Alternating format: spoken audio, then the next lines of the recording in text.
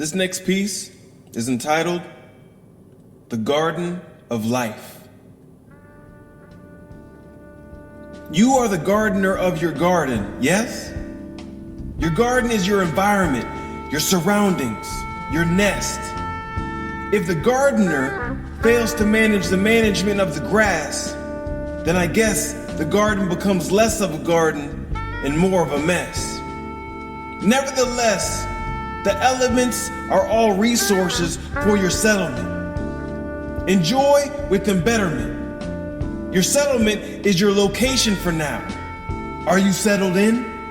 Gardens can and do change places, therefore don't settle with toxic environments where the fruit of your labor makes subtle hints, subtle nods, and subtle nudges.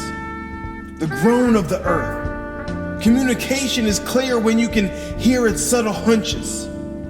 Don't allow for your garden's potential to be stunted. Don't allow for your environment to lack substance. Make your effort abundant. Just to let you know, it's true.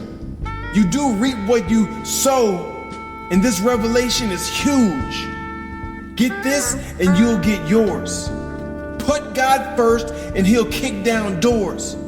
Dig up roots, send showers, provide sun, and bring forth growth. He knows what your garden needs. No IOU notes, no bartering.